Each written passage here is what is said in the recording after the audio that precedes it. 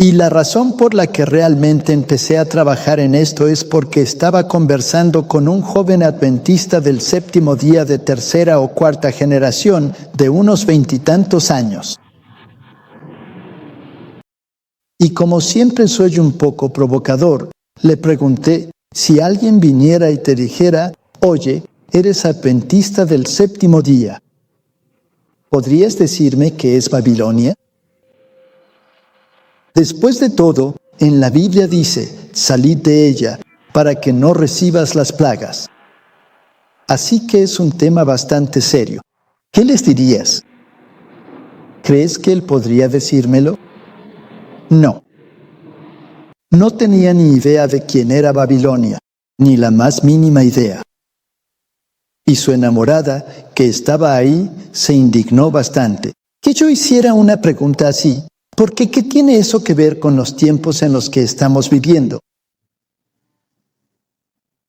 Y pensé para mí mismo, ¿sabes qué?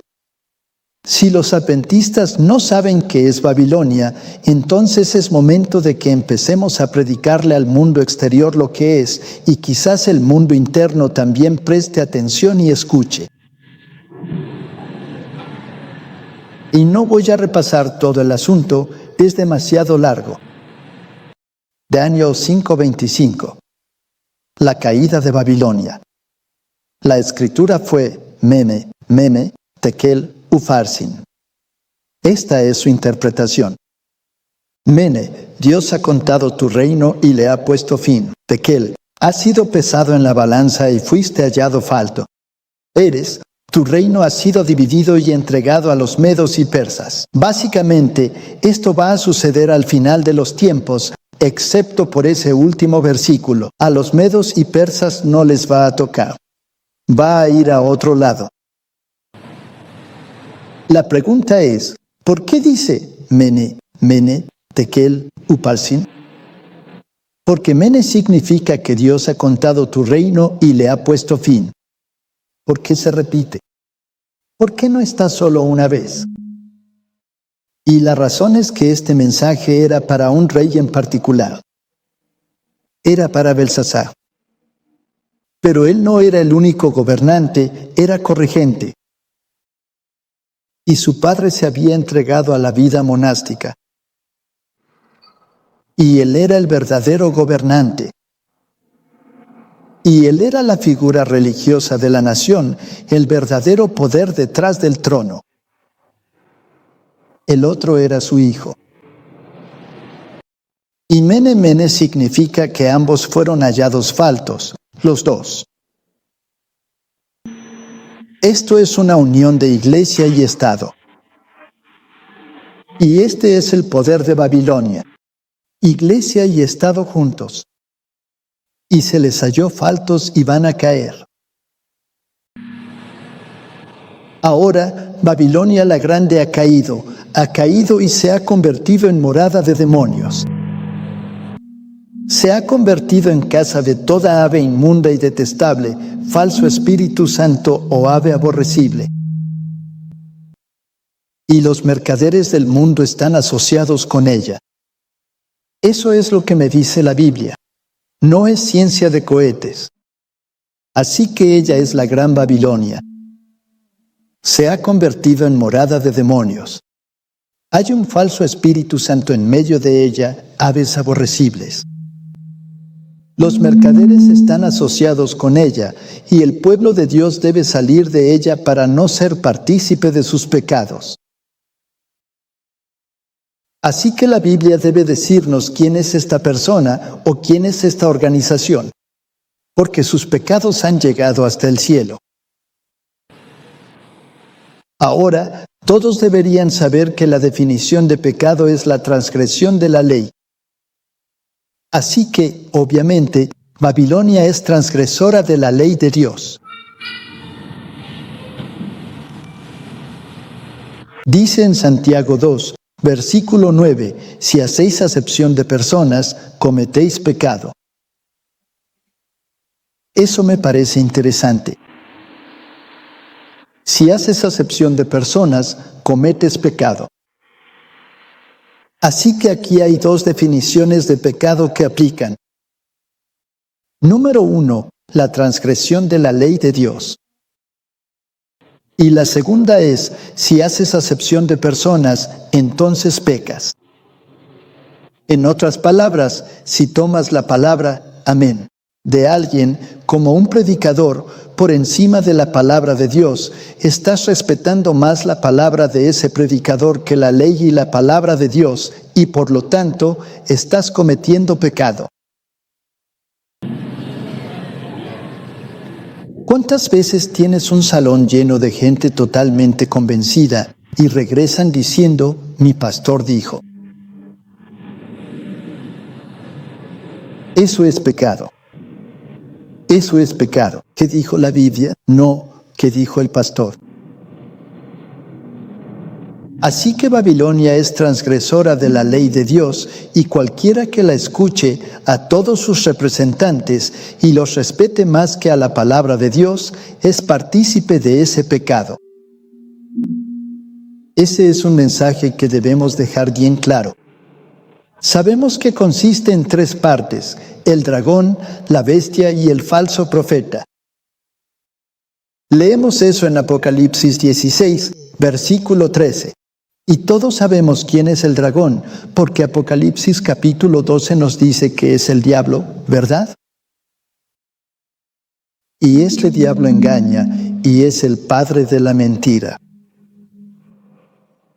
Así que fue mentiroso y asesino desde el principio y no tiene la verdad. Así que no tiene la verdad. Eso significa que no exalta a Jesús porque Él es el camino, la verdad y la vida. Niega la palabra de Dios porque tu palabra es verdad y odia la ley de Dios porque tu ley es verdad. Dice el Salmo 119. Eso es lo que hace el diablo y él es el padre de la mentira. Y si quiero saber más detalles sobre sus mentiras, entonces voy a Génesis. Y ahí me dice que él dijo, no morirán. No morirán. Serán como dioses y conocerán el bien y el mal. 3 mentiras del diablo. Así que, obviamente, si Babilonia consiste en un conglomerado del dragón, la bestia y el falso profeta, entonces deben estar en armonía con estas mentiras. Simple. Entonces debes saber quién es Babilonia. Bien, entonces, ¿quién enseña? ¿Qué denominación cristiana enseña la inmortalidad del alma? Todas. Prácticamente todas, no todas, pero casi todas. Bien, un punto, un strike. La segunda, seréis como dioses. Solo el catolicismo romano tiene eso como uno de sus dogmas. Que seremos como dioses. Conocer el bien y el mal, esa es la base de la enseñanza jesuita. La ley natural y el bien común. Tú decides, como humanidad, qué es bueno y qué es malo. Así que solo el catolicismo romano tiene como dogma las 3 mentiras del diablo. Las otras denominaciones tienen partes de ellas. Por ejemplo, no morirás. Casi todas tienen eso. Algunas religiones raras tendrán la segunda, religiones del movimiento New Age y la religión Bahá'í y cosas así. Y el conocer el bien y el mal, bueno, si tienes respeto por las personas, entonces ¿qué haces? Pecas. Entonces, si aceptas una organización que enseña que puede cambiar la ley de Dios, entonces estás pagando y firmas en la línea punteada. Que estás en alianza y de acuerdo con ellos, entonces te has convertido en partícipe de su pecado. Así que sabemos lo que enseña el dragón. Sabemos lo que enseña la bestia y quién es la bestia. Surge del mar. Tiene aspectos de leopardo, que es Grecia, así que debe tener algún componente griego, alguna filosofía griega. Tiene los pies de un oso, así que debe tener principios medo-persas sobre los cuales se sostiene. Y habla puro babilonio, porque habla como un león. ¿Existe alguna organización religiosa que tenga una estructura basada en el mitraísmo, que es la filosofía de los medo-persas? La respuesta es sí. El catolicismo romano, la estructura física, es medo-persa. Es mitraísmo. Así que si estás en esa iglesia, puedes ser de órdenes diferentes. Puedes ser dominico, puedes ser franciscano, puedes ser carmelita, puedes ser jesuita, puedes ser esto, y cada uno tiene filosofías diferentes. Y si eres el jefe de una congregación, te conviertes en padre y perdonas pecados. Eso es mitraísmo. Así que la estructura es simple. La enseñanza es babilónica, adoración de la madre y el hijo.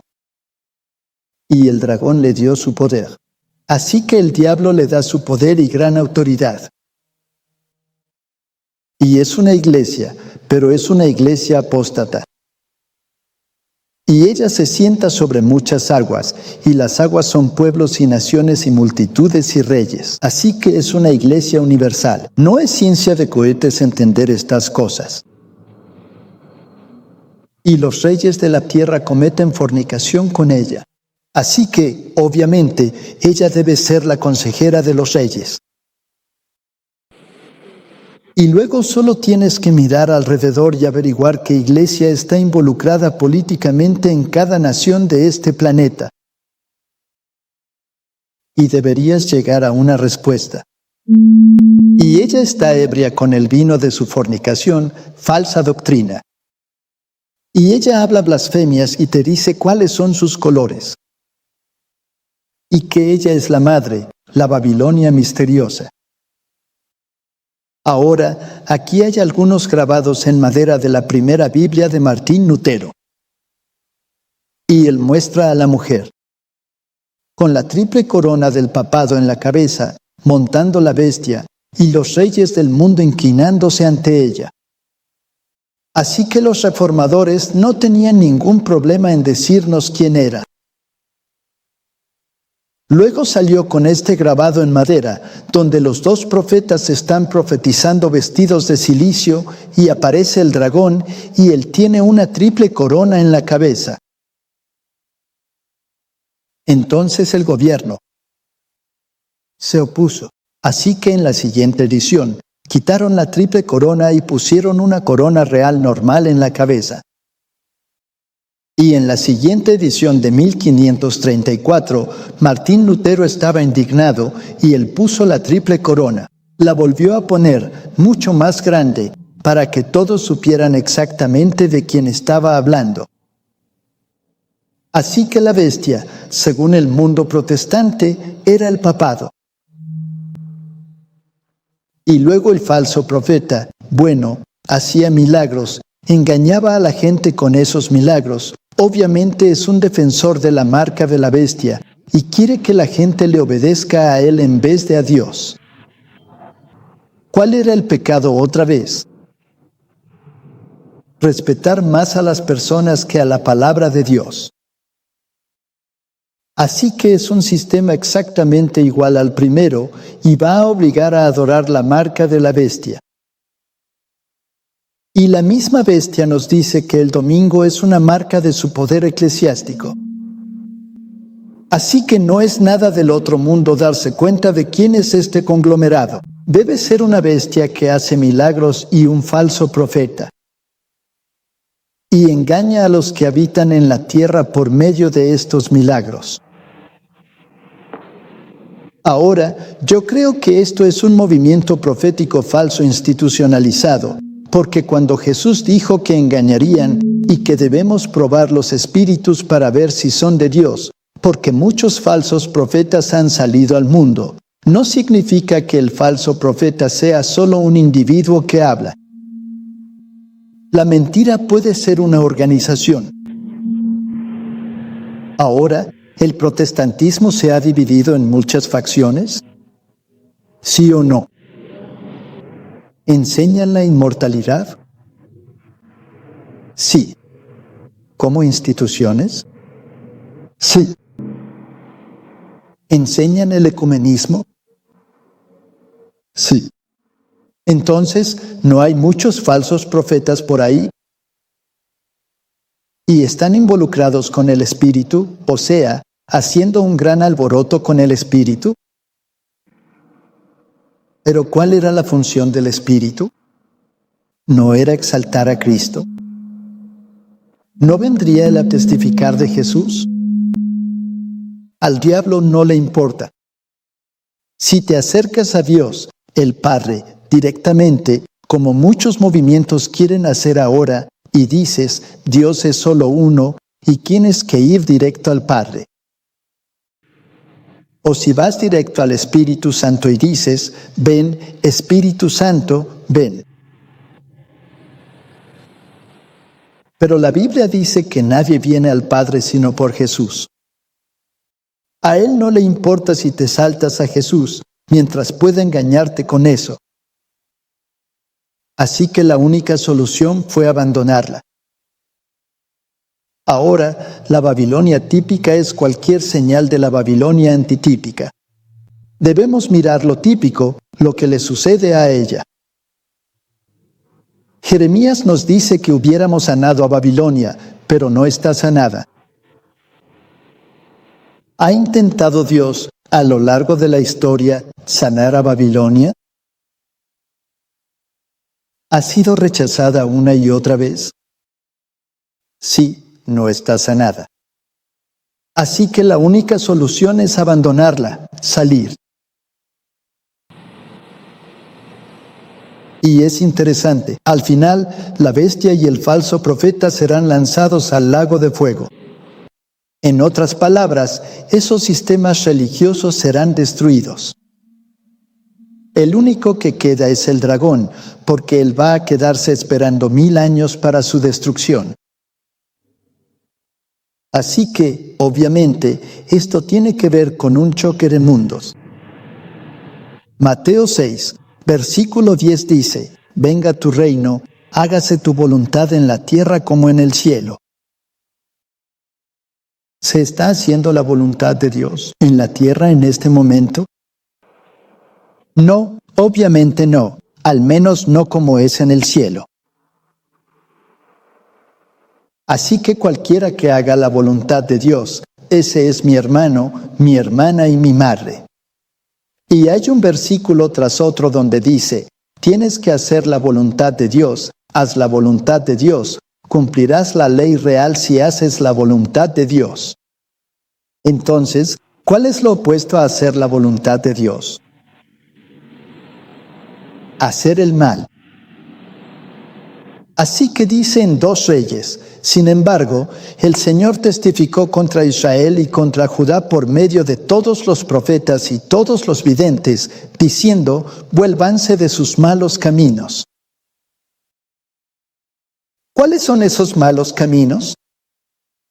Guarden mis mandamientos y mis estatutos conforme a toda la ley que mandé a sus padres. No es difícil. Entonces, ¿qué es el mal?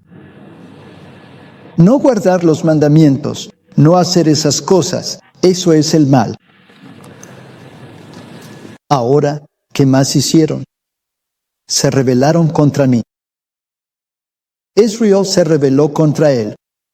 ¿Contra qué se rebelaron? Sus estatutos.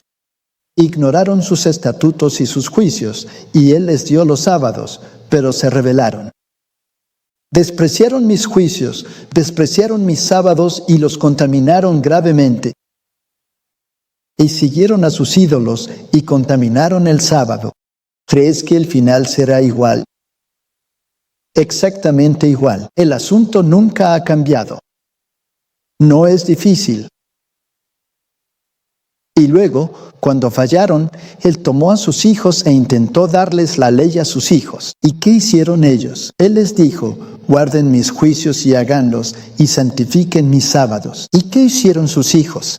Se rebelaron. No guardaron mis juicios. Contaminaron mis sábados. Ese va a ser el asunto. Ese es el asunto. El asunto no es si guardamos bien las fiestas, si entendemos bien la divinidad, si hacemos esto bien. El asunto es la obediencia, y una señal de esa obediencia será el sábado. La ley es el centro del argumento. Todo gira en torno a la ley. Ahora, tú vienes de esta zona, estoy seguro de que conoces a este hombre. ¿Lo conoces? Sí, claro. Él es uno de los políticos estadounidenses que solía hablar con bastante sentido común cuando todavía estaba allí. Y la verdad, me cae bien ese hombre. Y él dio una charla en la Cámara sobre la ley. Y pensé, todo adventista del séptimo día, y no solo los adventistas, sino todos en el mundo deberían escuchar lo que él tiene que decir sobre la ley. Y él está hablando de una ley terrenal. Está hablando de la ley en este país. Escuchemos lo que tiene que decir. Esperemos que funcione. Carolina del Sur tiene la palabra por 5. Presidente, el tema afecta la existencia de la Cámara. La ley es la razón por la que existimos. No existimos para aprobar ideas o sugerencias. Hacemos leyes con la expectativa correspondiente de que esas leyes serán aplicadas, respetadas y ejecutadas. Y lo hacemos porque la ley es el hilo que sostiene el tapiz de este país.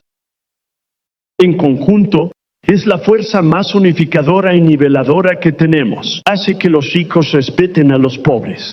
Permite que los que no tienen poder desafíen a los poderosos. Y los intentos de socavar la ley, señor presidente, sea cual sea el motivo, dañan el orden social. En 2014, Obama declaró que casi 5 millones de indocumentados tendrían acción diferida mediante una discreción procesal. Debo decirlo.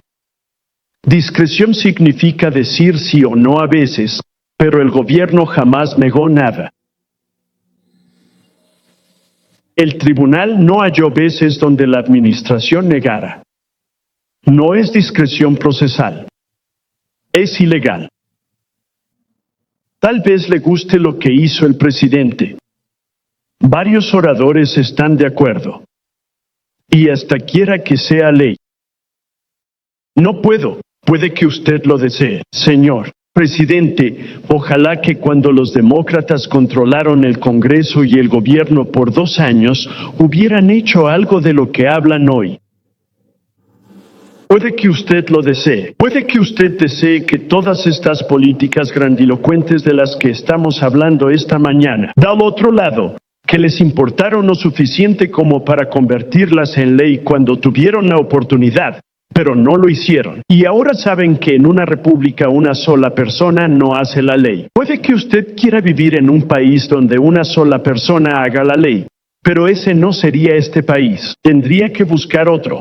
Y el presidente lo sabe porque, más de 20 veces, señor presidente, él dijo que no podía hacer exactamente lo que finalmente hizo. Su poder no cambió. La ley no cambió.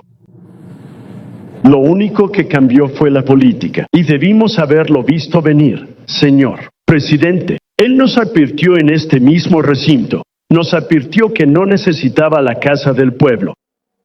Dijo que lo haría con o sin el Congreso, y muchos de ustedes aplaudieron cuando lo dijo. Muchos de ustedes aplaudieron porque hoy se benefician de que no se haga cumplir la ley. Pero mañana será diferente. Mañana llegará y mañana será diferente. Mañana ustedes clamarán por el cumplimiento de la ley. Mañana querrán que otros cumplan la ley. Estamos aquí, Señor Presidente, porque esta administración violó una ley en su apuro por permitir que otros violen otra ley más. La administración perdió y luego apelaron. Así que aquí estamos ante la Corte Suprema. Señor Presidente, el Congreso ha permitido que el Poder Ejecutivo incurra en una especie de usucapión constitucional. Hoy es inmigración, mañana será alguna otra ley y algún día. Les digo a mis amigos del otro lado del pasillo, algún día su partido puede que no controle los mecanismos de la aplicación de la ley. Algún día un presidente republicano podría decidir que no le gusta una ley y va a ignorarla y dejar de hacerla cumplir. Durante más de 2 siglos, señor presidente, la ley ha sido más importante que cualquier tema político. Ha sido más importante que cualquier elección. Ha sido más importante, francamente, que cualquiera de nosotros. Nos une y encarna las virtudes que valoramos, como la equidad, la igualdad, la justicia y la misericordia. Y simbolizamos nuestra devoción a la ley con esta mujer vendada que sostiene una balanza y una espada. Y esa venda la mantiene enfocada en la ley. Pero quiero que entienda esto, señor presidente. Una vez que esa venda se cae, se pierde para siempre. Puedes querer volver a ponerla, pero ya se perdió por completo, porque una vez que debilitas la ley, buena suerte tratando de reconstruirla. Así que, una vez que decides que algunas leyes valen la pena hacer cumplir y otras no, una vez que decides que algunas leyes valen la pena seguir y otras no, has debilitado esto que llamamos la ley, y la has debilitado para siempre. Mire, presidente, no hace falta valor para cumplir una ley que le gusta. Eso no requiere ningún valor. ¿Cumplir una ley que te gusta? Lo que sí requiere coraje, lo que nos hace diferentes, es que cumplimos las leyes incluso cuando no nos gustan, y luego luchamos por cambiarlas legalmente. Ese es el poder y la fragilidad de la ley. Pero una vez que se abandona, se debilita ante los ojos de quienes espera que la cumplan. Voy a decir esto, señor presidente, para concluir, en el juramento de ciudadanía que exigimos a los nuevos ciudadanos que hagan. ¿Podría tener 45 segundos más? Minutos. Señores, reconozcan por 2 minutos. Gracias, señor presidente. En el juramento de ciudadanía que exigimos a los nuevos ciudadanos que hagan, y estoy seguro de que el presidente ya lo sabe, y quizás algunos de mis colegas del otro lado también lo sepan, pero en ese juramento se menciona la ley 5 veces distintas. 5 menciones distintas a esto que llamamos la ley en el mismo juramento que queremos que los nuevos ciudadanos hagan. 5 veces en un solo párrafo. Señor presidente, buena suerte explicando por qué los nuevos ciudadanos deben seguir la ley cuando quienes están en el poder no tienen que hacerlo. Buena suerte explicando la diferencia entre la anarquía y un fracaso total en hacer cumplir la ley simplemente porque no te gusta. Buena suerte. Detener al próximo presidente de ignorar una ley que a él o ella no le guste. Si el presidente puede escoger y elegir qué leyes le gustan, entonces el resto de nosotros también podemos. Y has socavado precisamente aquello que nos une. Así que ten cuidado con lo que haces hoy. El mañana llega. Con eso, cedo la palabra. Estuvo bastante bien, ¿no? ¿Te gustó lo que dijo? Ahora, si él piensa así sobre una ley terrenal, ¿cómo crees que se siente Dios respecto a una ley celestial? Buena suerte. Si crees que puedes romper una de las leyes de Dios y salirte con la tuya, es simplemente algo lógico. Ahora, si analizamos esto más a fondo, voy a saltarme varias de estas.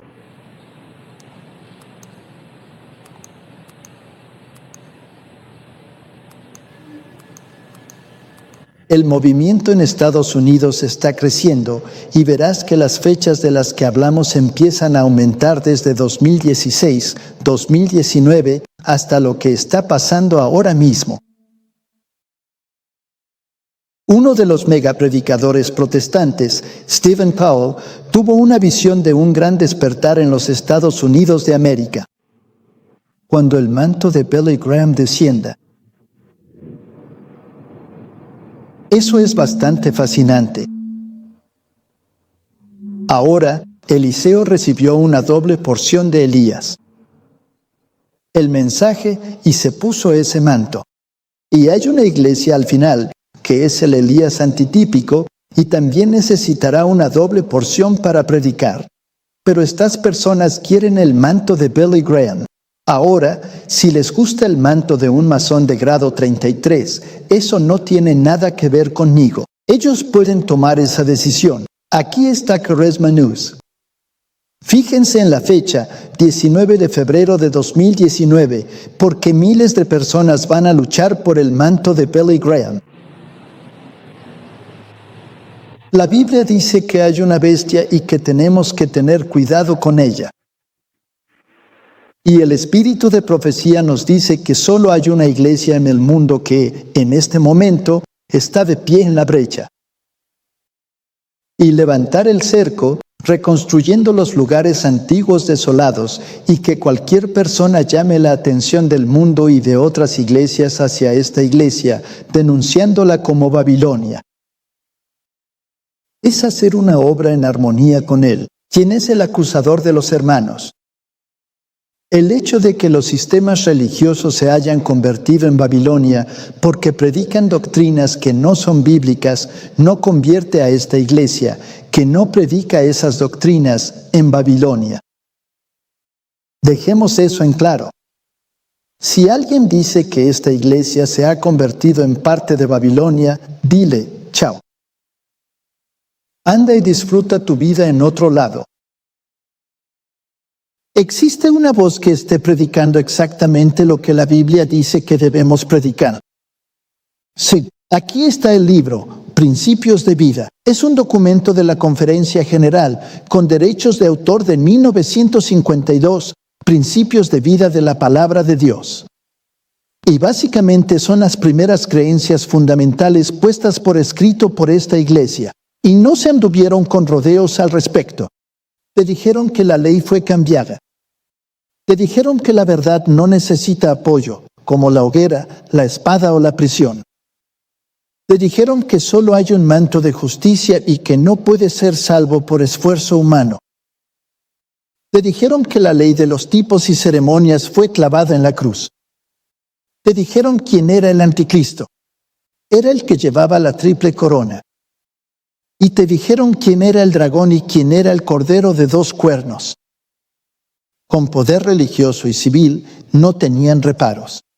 No voy a revisar el documento, solo estoy mostrando sus imágenes. Te dicen quién es Babilonia, enseñan la infalibilidad papal, la idolatría de la misa, la confesión, la adoración de imágenes. ¿Pudieron haber puesto más cosas ahí? Estoy de acuerdo. El hombre es, por naturaleza, inmortal. Todas esas cosas están ahí, con voz fuerte predicando los mensajes de los 3 ángeles, diciendo el mensaje del tercer ángel, no sigas el camino de la marca de la bestia. La Biblia y la profecía van juntas. Gráficos proféticos. Domingo versus sábado. Domingo, idolatría. Sábado, el verdadero sacrificio. No puedes servir a 2 señores. Tienes que soltar los malos deseos y volverte a la obediencia total. Me gusta este libro. El papado es exactamente lo que la profecía declaró que sería, la apostasía de los últimos tiempos. Es parte de su política asumir el carácter que mejor le ayude a cumplir su propósito. Pero bajo la apariencia variable del camaleón, ella esconde el veneno invariable de la serpiente. No estamos obligados a mantener la fe ni las promesas con los herejes, declara ella. ¿Debe ahora reconocerse como parte de la Iglesia cristiana este poder, cuyo historial de 1000 años está escrito con la sangre de los santos? La Iglesia que sostiene que la palabra de Dios está irreconciliablemente separada de Roma. Roma nunca cambia. Es una iglesia apóstata la que acorta la distancia entre sí misma y el papado. Y esta es la religión que los protestantes están empezando a mirar con tanto favor y que finalmente se unirá con el protestantismo. Es el protestantismo el que cambiará y no Roma. Esto lo tenemos por escrito. Aquí está la famosa Catedral de Cristal. Ha sido vendida a la Iglesia Católica Romana por $62 millones y luego la renovaron por otros 72 millones. Ahora, ¿sabes quién es Todd White, verdad? ¿El teleevangelista de las rastas? Tiene millones de seguidores. ¿Sabes quién es Lou Angles? Lou Angle. Él es quien organizó The Call, donde miles y miles se reúnen en estadios esperando este avivamiento de la Iglesia, para que la Iglesia y el Estado puedan unirse y gobernar juntos como el reino de Dios. Es un movimiento enorme en tu país. Y no sé si has escuchado de Angus Buchan. ¿Has oído hablar de él? Es un evangelista sudafricano. Escribió Fe como Papas y hasta hicieron una película sobre eso. Siempre predica con un sombrero vaquero en la cabeza, ¿no? Ahora quiero que escuches lo que pasa al cambiar y ajustar las palabras. Parece una buena enseñanza protestante, pero en realidad es la enseñanza de la ASP. Porque es doctrina católica disfrazada con terminología protestante. Tienes que tener cuidado con esta gente. Y he hablado con muchos en nuestra propia iglesia que me dicen que estoy equivocado. Roma ha cambiado.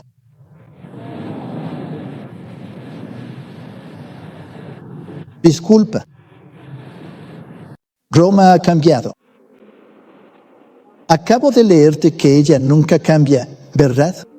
Es el protestantismo el que va a cambiar. Y no solo eso, me dicen, estás equivocado. Ellos están a favor de la libertad religiosa. Ellos predican la libertad religiosa. Sí, lo hacen. Pero, ¿la libertad religiosa significa lo mismo para ellos que para ti? Eso es lo que tienes que preguntarte. Tienes que encontrar una definición para saber dónde estás parado. ¿Libertad o salvación? ¿Vivir dignamente? Pues que se la queden. La meta de la vida en sociedad es, de hecho, el bien común históricamente alcanzable. Muy importante. Estas son páginas web católicas. La meta de la vida en sociedad es, de hecho, el bien común históricamente alcanzable.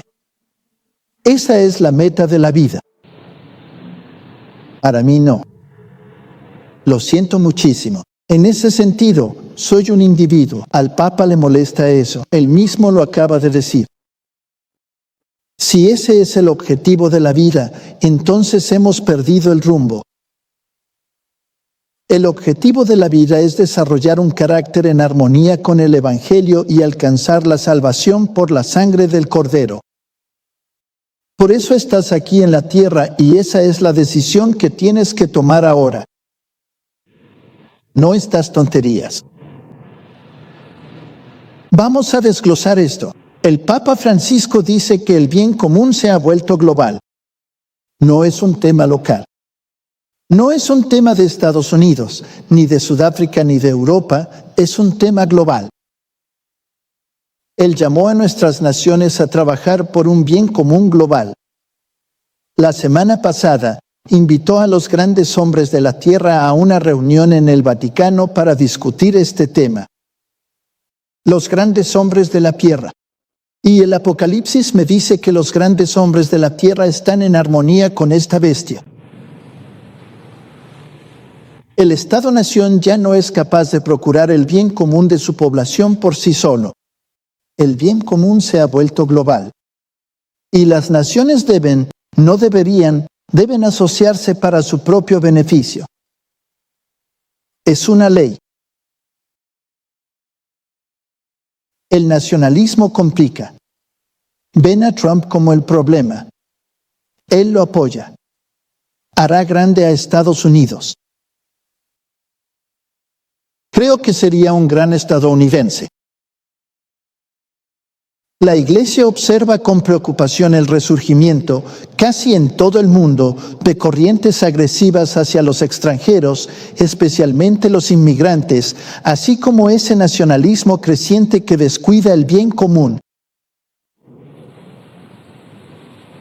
Así que, en apariencia, parece que la Iglesia de Roma está en contraposición con la mayor fuerza militar del mundo en este momento, los Estados Unidos de América. Pero quizá eso sea solo en apariencia. ¿Y si esto es una dialéctica hegeliana?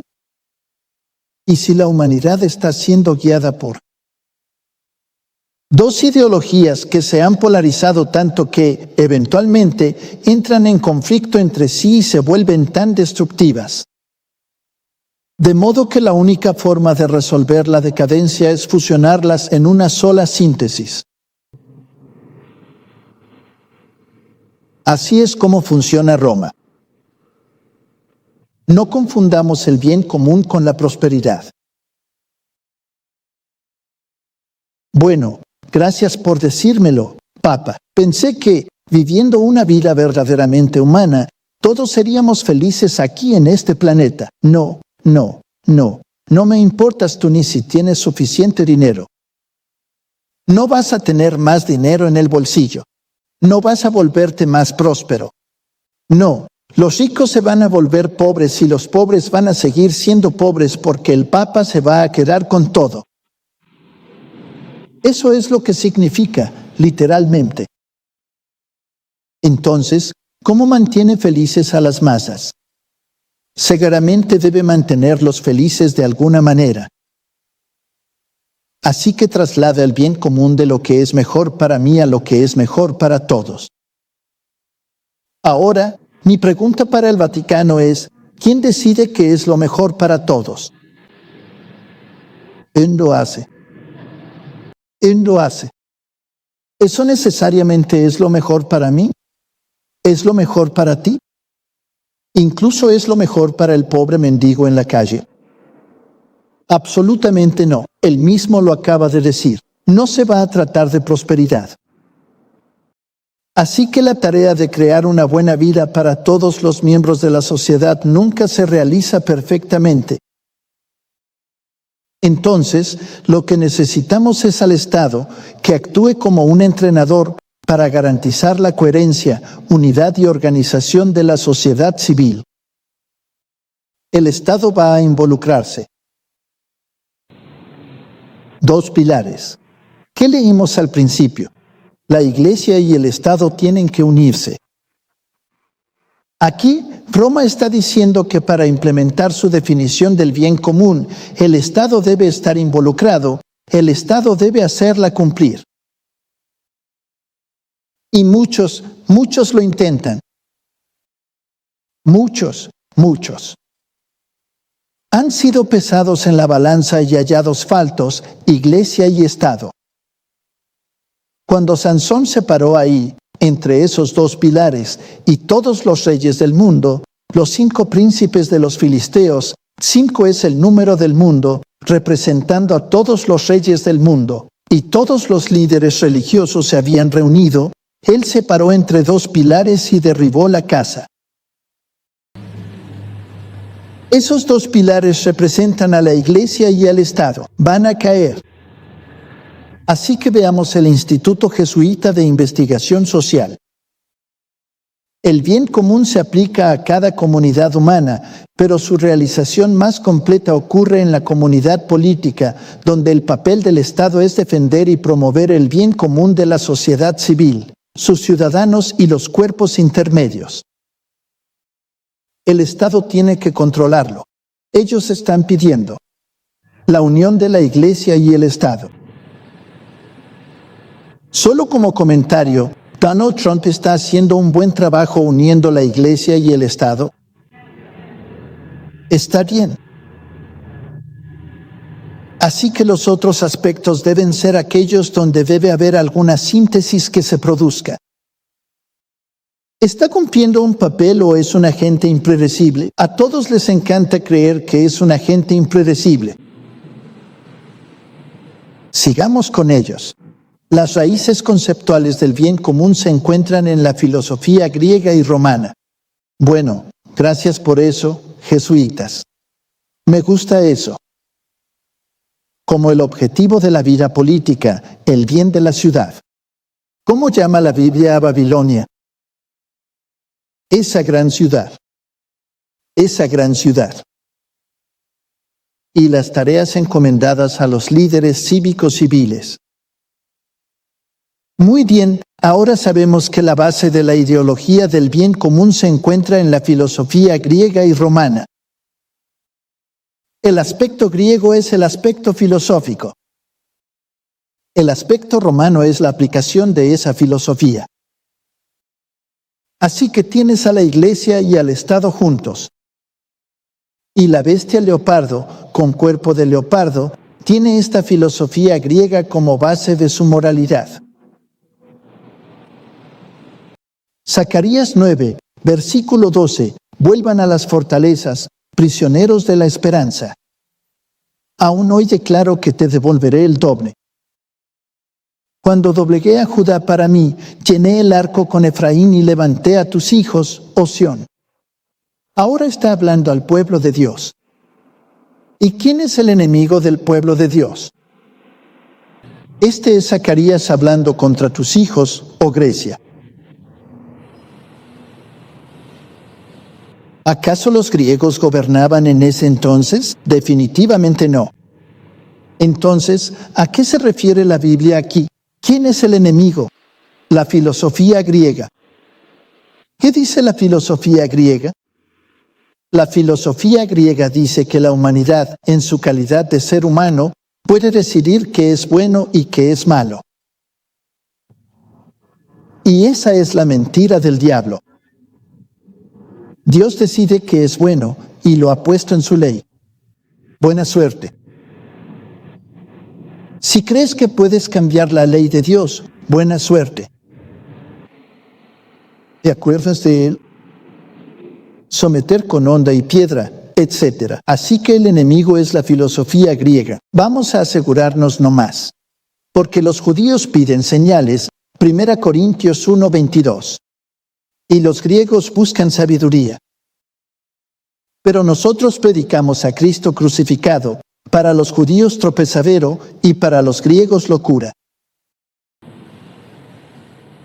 Pero para los llamados, tanto judíos como griegos, o sea, los que se han convertido, Cristo es el poder de Dios y la sabiduría de Dios. Así que aquí van a chocar dos ideologías. Ahora vamos a ver algunas definiciones más. Eso fue muy importante, promoviendo la libertad religiosa. Propósito práctico. Nosotros, los obispos en Estados Unidos, hemos adoptado un lema de comunicación, libres para servir. Esperamos que, al mostrarle a la gente lo que nuestra libertad religiosa nos permite hacer para servir al bien común, nuestras libertades religiosas sean respetadas. La libertad religiosa nunca debe reducirse solo a la libertad de culto, porque nuestra relación con Dios va más allá del culto. ¿Qué significa eso?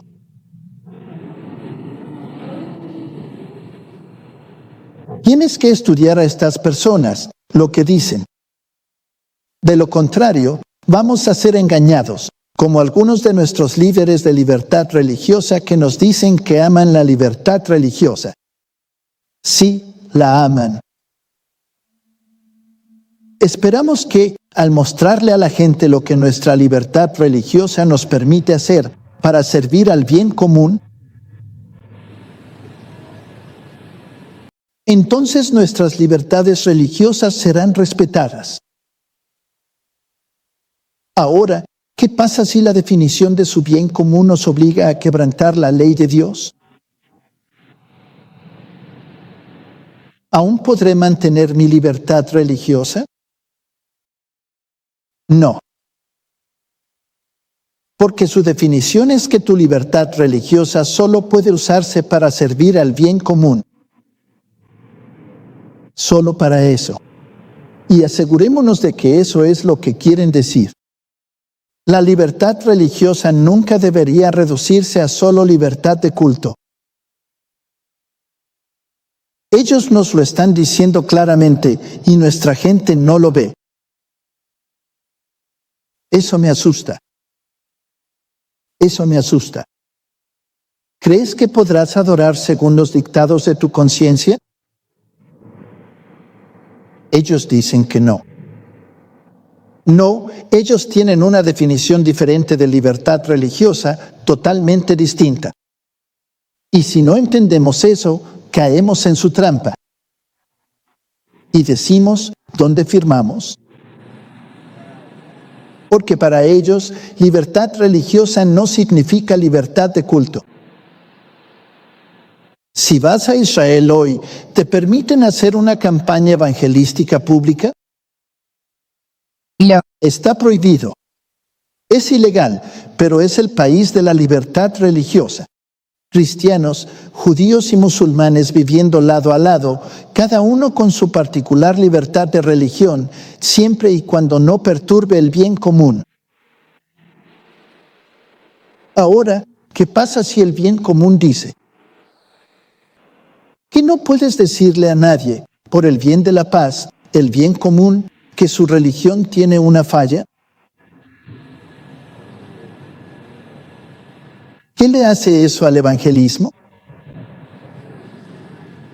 ¿Qué le hace eso al mandamiento de ir por todo el mundo y predicar el evangelio? ¿Qué le hace a eso? Lo anula. El bien común lo anula. ¿Cómo se logra eso? Bueno, y si puedes crear tanto caos, tanto miedo, tanto derramamiento de sangre entre religiones hasta que la gente diga, por el bien común, que cada uno mantenga su religión y nunca le diga a nadie que su religión está equivocada. Si no, vamos a tener este caos para siempre. ¿Sería una buena manera de empujar a la gente hacia esa división? ¿Sí o no? Está bien. ¿Por qué la libertad religiosa es el tema más urgente que enfrenta nuestro mundo hoy en día? Necesitamos libertad religiosa, dicen. ¿Qué tipo? Esa es mi pregunta. ¿Qué tipo? ¿Se me permite decidir cómo adorar a Dios? ¿Qué dijo el Papa? Él dijo que no. No se te permite decidir. No se permite el individualismo. Él decidirá por ti.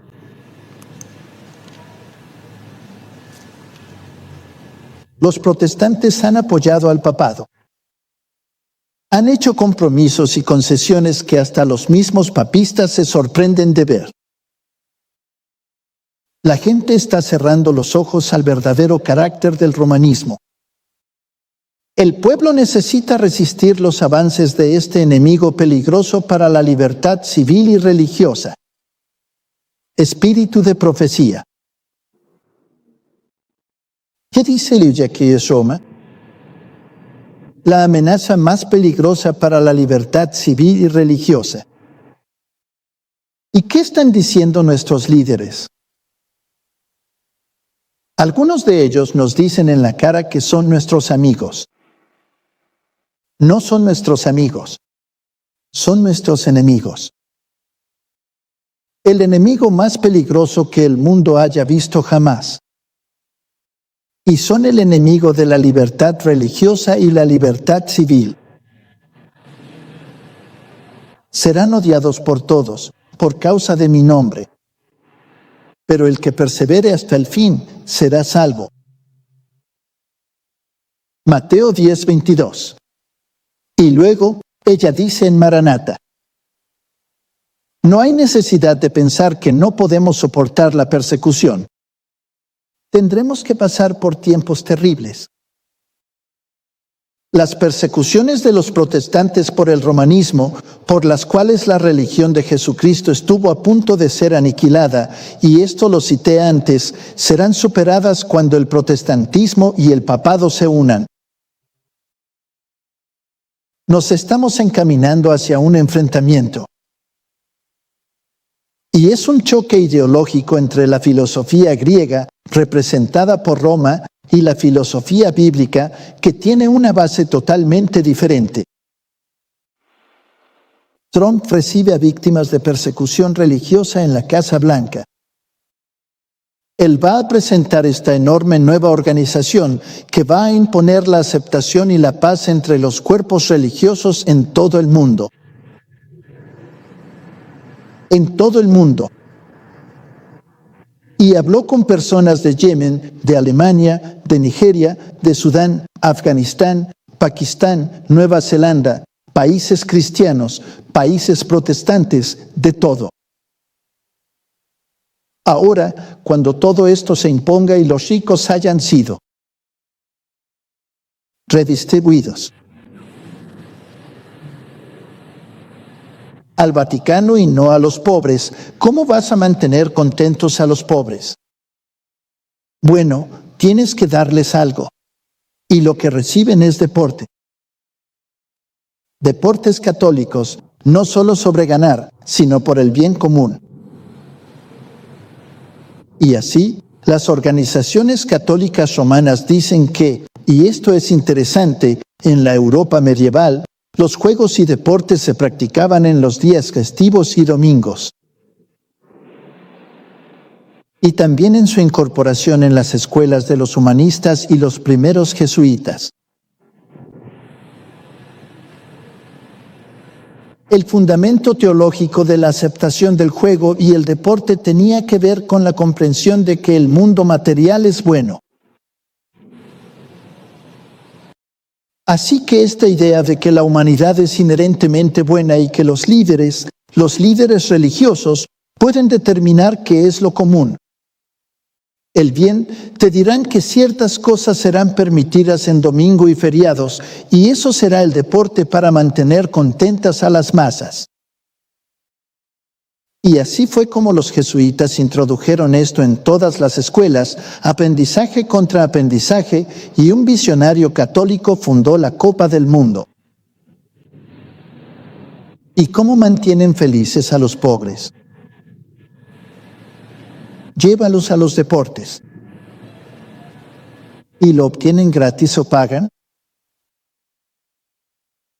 Pagan, ¿no es maravilloso? Mantienes a los pobres siendo pobres y les haces pagar para mantenerlos felices. Entonces, como católico devoto, la Rerum Novarum, que fue la encíclica papal que hablaba sobre la redistribución de los bienes, fomentó esto. Visionarios, estos caballeros de Malta, Juliat Remet, para iniciar la Copa del Mundo. Ahora, nuevamente, esto es lo que el adventismo tiene que decir. Existe algo así como apoyarse mucho en los hombres y poco en Dios. Los encargados de nuestras escuelas deberían poner en servicio activo todo talento que posean los estudiantes y que pueda ser usado para ayudar a la escuela. Cuando esto se haga como debe ser, se verá que los estudiantes no van a anhelar jugar fútbol, tenis y otros entretenimientos. Lo que se debe enseñar a los estudiantes es cómo hacerse lo más útiles posible, donde sea que se encuentren. Deben aprender a adaptarse al trabajo que tienen entre manos. Cristo dice, No ruego que los saques del mundo, sino que los guardes del mal. Durante la noche, fui testigo de lo que se realizaba en los terrenos de nuestra escuela, en escuelas adventistas. Los estudiantes estaban involucrados en una burda imitación grotesca que se veía representada en las mentes del enemigo. Se me presentó una visión de cosas de una manera muy poco apropiada en la que los estudiantes estaban jugando tenis y cricket.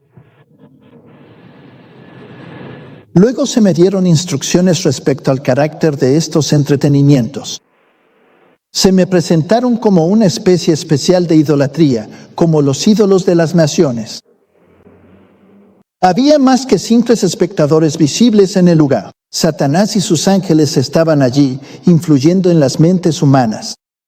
Los ángeles de Dios, que ministran a los que serán herederos de la salvación, también estaban presentes, no para aprobar, sino para desaprobar.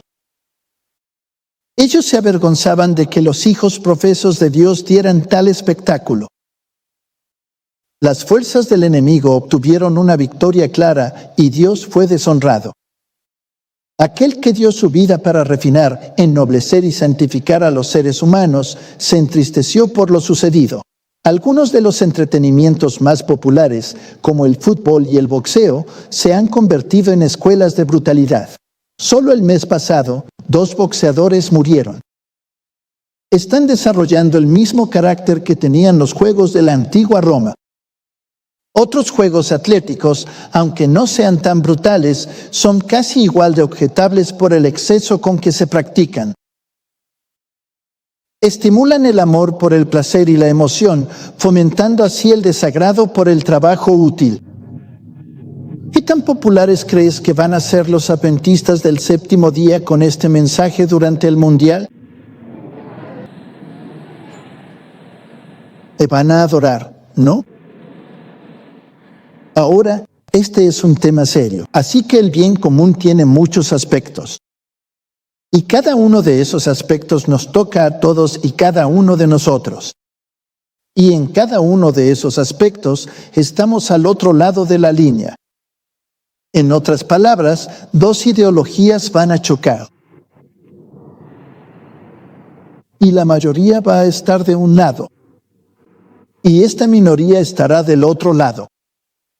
La presión va a ser increíble. No tenemos que leer todas las citas.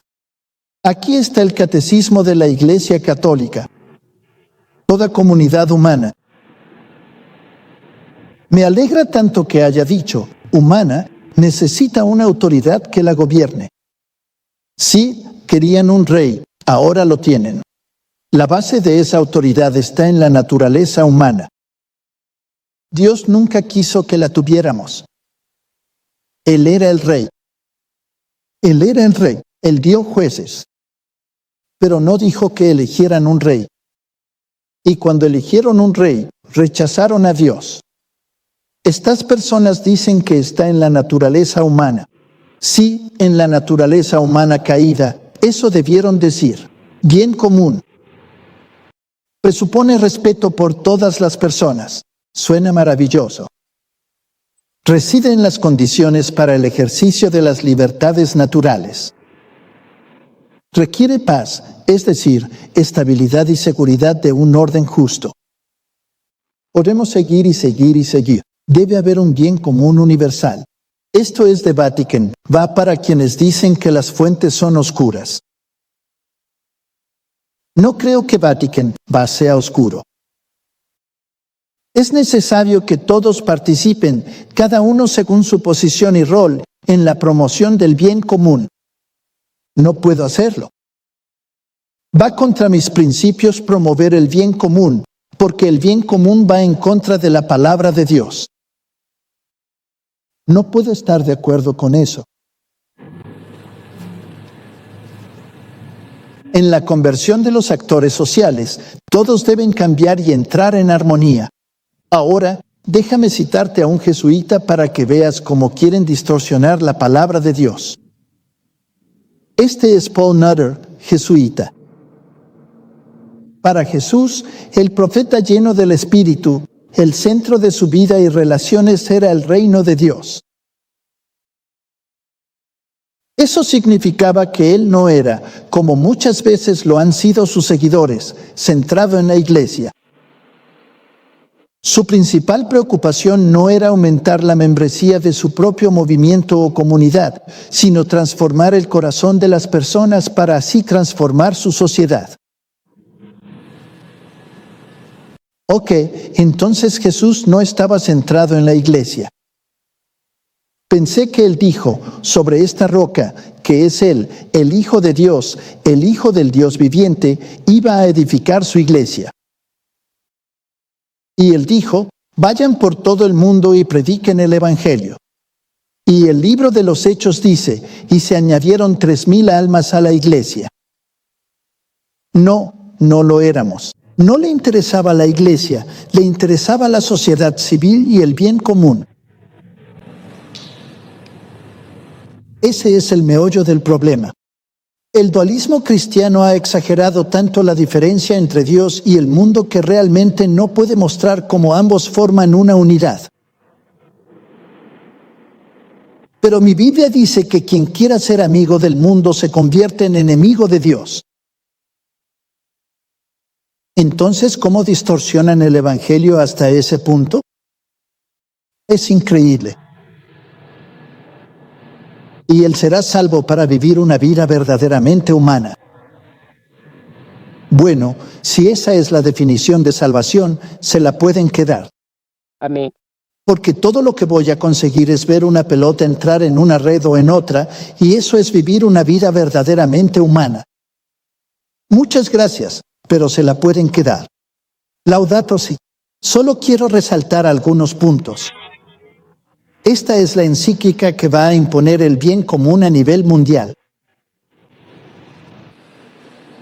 Alabado seas, mi Señor.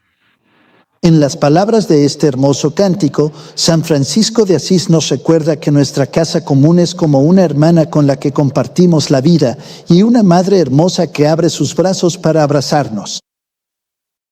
Alabado seas, mi Señor, por nuestra hermana, la Madre Tierra, que nos sostiene y gobierna y que produce diversos frutos con flores y hierbas de colores. ¿Sabías que era poético? Las negociaciones internacionales no pueden avanzar significativamente debido a las posturas de los países que anteponen sus intereses nacionales al bien común global. ¿Con qué país en particular tiene un conflicto en este momento? Los Estados Unidos de América. Tenemos que investigar eso. Está bien. Ahora, el signo sacramental y la celebración del descanso. El universo se despliega en Dios, quien lo llena completamente. Por eso, hay un significado místico que se puede encontrar en una hoja, en un sendero de montaña, en una gota de rocío y en el rostro de una persona pobre. El ideal no es solo pasar del exterior al interior para descubrir la acción de Dios en el alma, sino también descubrir a Dios en todas las cosas. ¿Qué tipo de religión es esa? Panteísmo. Me alegra que lo reconozcas. Es panteísmo. En realidad es panenteísmo, pero no importa. Panteísmo. Esta religión tiene un Dios panteísta. Nosotros no tenemos un Dios panteísta. Tenemos un Dios personal. No necesito un sacerdote que interceda por mí con una hoja. Tengo un Salvador personal que es Dios hecho carne, que vino a esta tierra para que yo pueda comunicarme directamente con la divinidad a través de Jesucristo, quien fue un ser personal y no una gota de rocío mística que solo estaba presente en el rostro de un pobre. ¿Y qué pasa con el rostro del pobre rico? ¿Acaso él no tiene un problema también? Sí. ¿Qué es esto? ¿Y se supone que debemos aceptar esto? Luego habla sobre el domingo y el descanso eterno del hombre en Dios. Eso está en directa oposición a la ley de Dios. Y así, el día de descanso centrado en la Eucaristía irradia su luz sobre toda la semana y nos motiva a tener una mayor preocupación por la naturaleza y los pobres. A Él no le importa ni un comino los pobres. Quiere llevarlos al límite y exprimirlos aún más. Y este es un tema serio.